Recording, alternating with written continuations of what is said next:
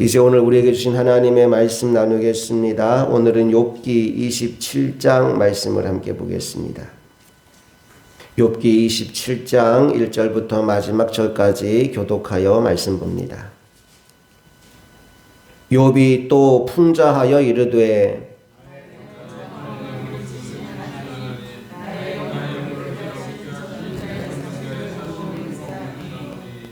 나의 호흡이 아직 내 속에 완전히 있고 하나님의 숨결이 아직도 내 코에 있느니라.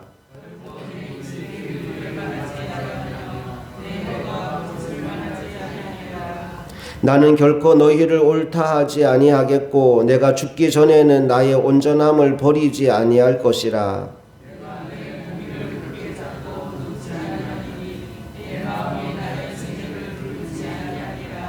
나의 원수는 악인같이 되고 일어나 나를 치는 자는 불의한 자같이 되기를 원하노라.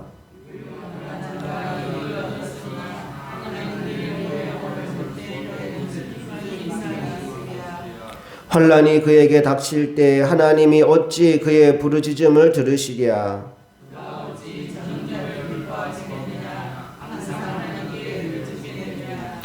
하나님의 솜씨를 내가 너희에게 가르칠 것이요 전능자에게 있는 것을 내가 숨기지 아니하리라.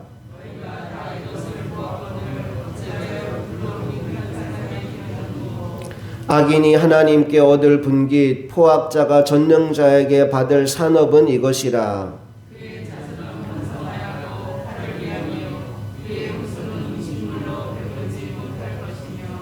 그 남은 자들은 죽음의 병이 돌 때 묻히리니 그들의 과부들이 울지 못할 것이며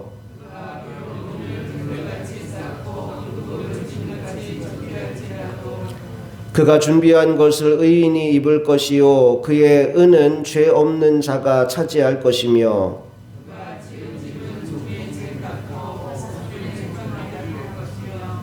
부자로 누우려니와 다시는 그렇지 못할 것이요 눈을 뜬즉 아무것도 없으리라.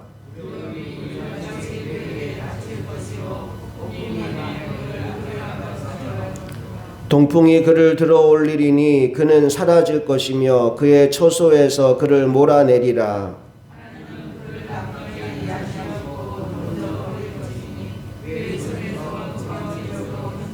함께 읽습니다. 사람들은 그를 바라보며 손뼉치고 그의 처소에서 그를 비웃으리라. 아멘.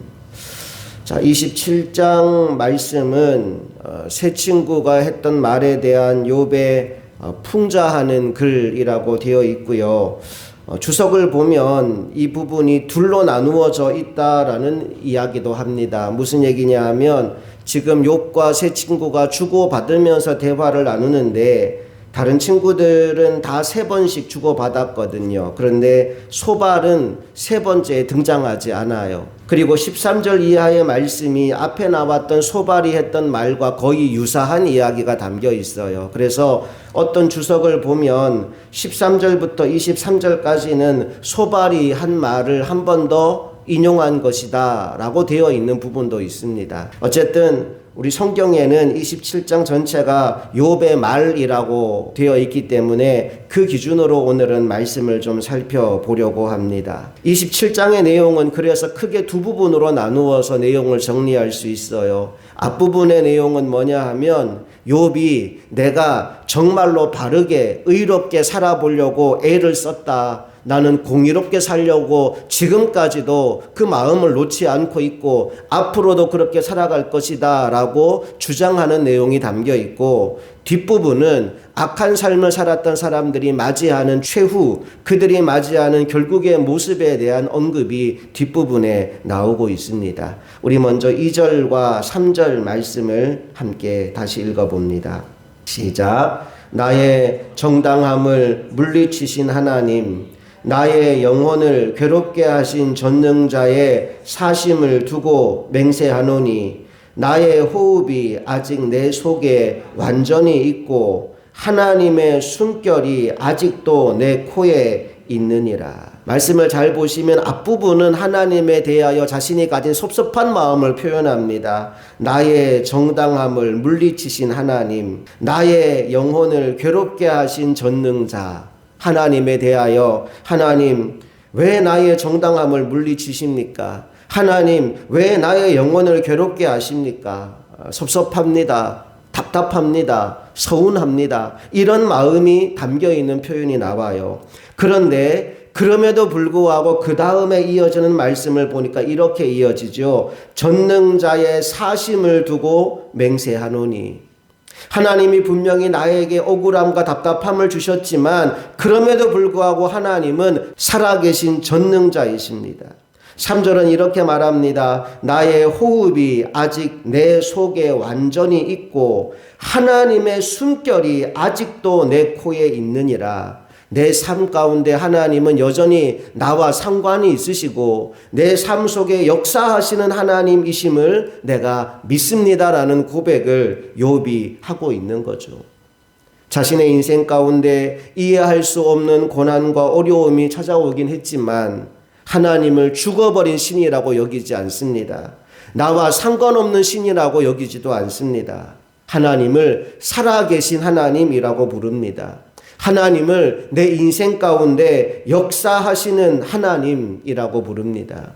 여러분, 우리 인생 가운데 어떤 일이 다가오든지 간에 하나님은 살아계신 하나님이시며 우리 인생 가운데 역사하신 하나님이라는 사실을 잊지 않으시기를 주님의 이름으로 축복합니다. 욥이 이 사실을 잊지 않았기 때문에 했던 일이 있어요. 결심하고 결단하는 내용이 있어요. 자, 그게 뭔지 4절부터 6절을 통해 확인해 보겠습니다. 다 같이 시작. 결코 내 입술이 불의를 말하지 아니하며 내 혀가 거짓을 말하지 아니하리라. 나는 결코 너희를 옳다 하지 아니하겠고 내가 죽기 전에는 나의 온전함을 버리지 아니할 것이라. 내가 내 공의를 굳게 잡고 놓지 아니하리니 내 마음이 나의 생애를 비웃지 아니하리라. 아멘.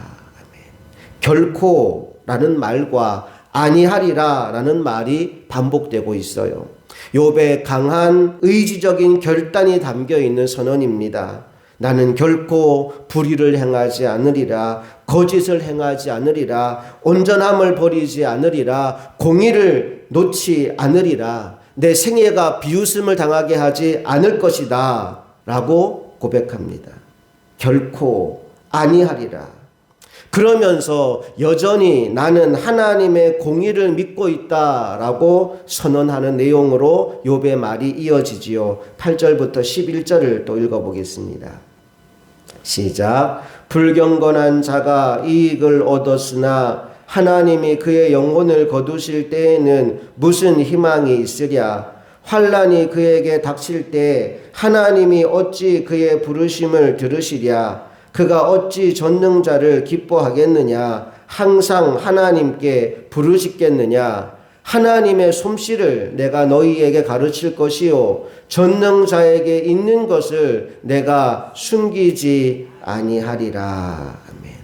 하나님의 솜씨, 전능자에게 있는 것을 내가 숨기지 않고 말하겠다라고 이야기하고 12절 이하의 말씀이 이어지는데 그 내용을 보면 의인의 최후 승리와 악인들의 철저한 심판에 관한 내용으로 말씀이 마무리되어집니다. 16절 17절을 먼저 읽어볼게요. 시작. 그가 비록 은을 티끌같이 쌓고 의복을 진흙같이 준비할지라도 그가 준비한 것을 의인이 입을 것이요 그의 은은 죄 없는 자가 차지할 것이며. 여기 16절 시작할 때 그는 악한 사람입니다. 악인이 온갖 편법과 온갖 수단을 써서 은을 티끌같이 쌓아 놓았어요. 돈을 많이 모은 겁니다. 의복을 또 진흙같이 준비했다라는 말의 의미는 굉장히 많은 옷을 사들였다 이 말이지요. 그런데 하나님이 어떻게 하신다고요? 그가 준비한 것을 의인이 입게 만들어 줄 것이고 그가 모아놓았던 은들을 전부 다 죄 없는 자가 차지하게 만들 것이다 라고 얘기합니다. 의인의 최후 승리와 악인의 심판에 대한 말씀을 주시는 거죠. 22절 23절 말씀도 읽어볼게요. 시작. 하나님은 그를 아끼지 아니하시고 던져버릴 것이니 그의 손에서 도망치려고 힘쓰리라. 사람들은 그를 바라보며 손뼉치고 그의 처소에서 그를 비웃으리라. 그가 세상에서 잘 나갈 때에는 사람들이 그를 부러워하기도 하고 그에게 빌붙어서 뭔가 하더라도 얻으려고 했다면 그의 인생 가운데 하나님의 손이 임하여 그를 치고 나니까 사람들에게 조롱을 받는 위치에 처하게 될 것이다. 악인들의 철저한 심판에 대한 이야기로 27장이 마무리되고 있는 겁니다. 저는 오늘 27장 말씀을 보면서 세 가지로 이 말씀을 적용하면 좋겠다라는 생각을 했어요. 그 첫째가 뭐냐 하면 어떤 상황 가운데서도 욥이 했던 것처럼 하나님의 살아계심과 역사하심을 잊지 않는 우리들이 되기를 원합니다. 하나님은 어제도 오늘도 내일도 살아계신 분이시고 역사하시는 분이십니다. 그러므로 우리 인생에 내가 이해할 수 없는 어떤 일이 생겼다고 하더라도 하나님 정말 살아계신가 의심이 되는 순간이 왔다 하더라도 여전히 하나님이 살아계신다는 사실을 잊지 않는 우리 모두가 되기를 소망합니다. 그리고 또한 그 결과로 하나님의 살아계심을 믿기 때문에 오늘 내가 감당해야 될 믿음의 삶을 계속 살아가는 우리들이 되기를 원합니다. 불의를 행하지 않고 거짓을 행하지 않고 온전함과 공의를 이루는 삶을 계속 살아가는 겁니다. 욥이 아까 그렇게 말했죠. 나는 결코 이러한 것을 하지 않을 것이다. 어떤 상황 가운데서도 나는 결코 거짓을 범하지 않으며 불의를 행하지 않으며 온전함을 버리지 않으며 공의를 놓지 않겠다라고 했던 욥처럼 우리들의 인생에 어떤 일을 만나든지 하나님의 살아계심을 믿기 때문에 믿음의 걸음을 멈추지 않는 우리 모두가 되기를 간절히 소망합니다. 마지막 세 번째로 아직 오진 않았지만 의의 최후 승리를 믿는 믿음으로 소망의 끈을 붙잡고 살아가는 우리들이 되기를 원합니다.